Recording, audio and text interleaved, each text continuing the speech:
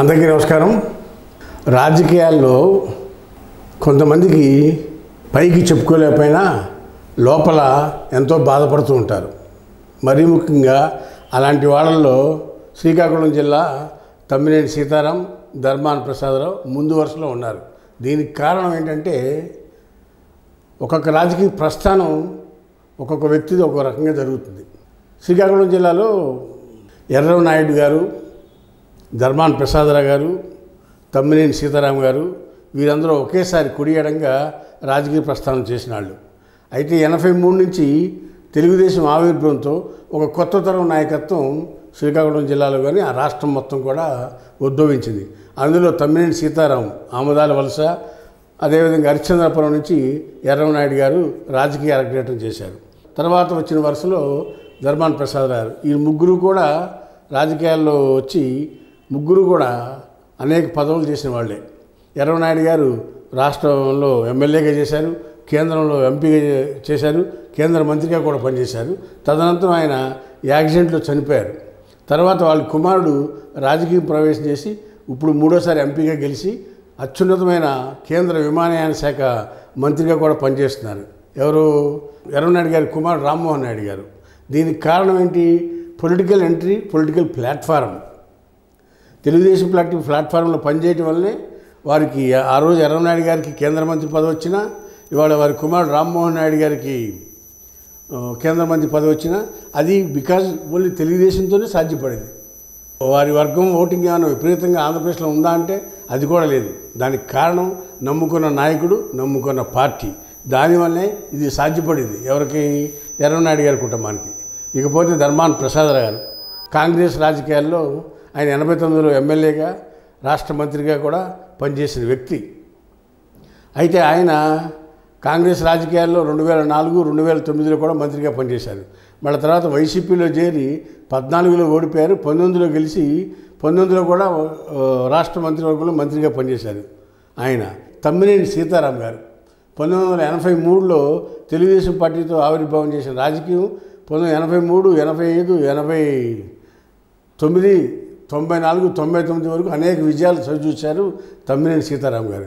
ఆ విజయం పరంపరలో ఆయన ఆంధ్రప్రదేశ్ కూడా మంత్రిగా కూడా పనిచేశారు. ఎవరు? తమ్మినేని సీతారాం గారు.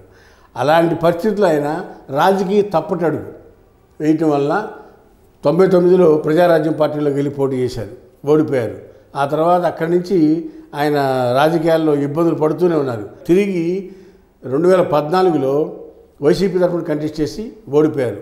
2019లో వైసీపీ తరఫున పోటీ చేసి గెలిచారు.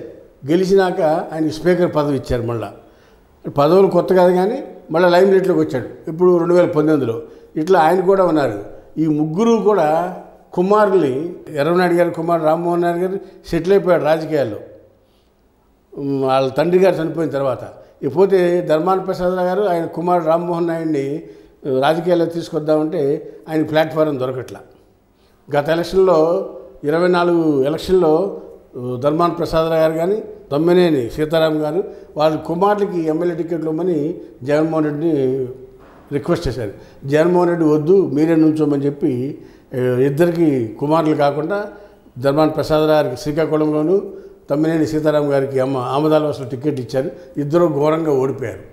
ఇవాళ వాళ్ళ కుమారుల్ని ఎట్లా నుంచోబెట్టాలా, ఏ పార్టీలోకి వెళ్ళాలా, ఏ పార్టీకి వెళ్దామన్నా దారి లేదు. ఇద్దరికి దారులన్నీ మూసుకుపోయి ఉన్నాయి.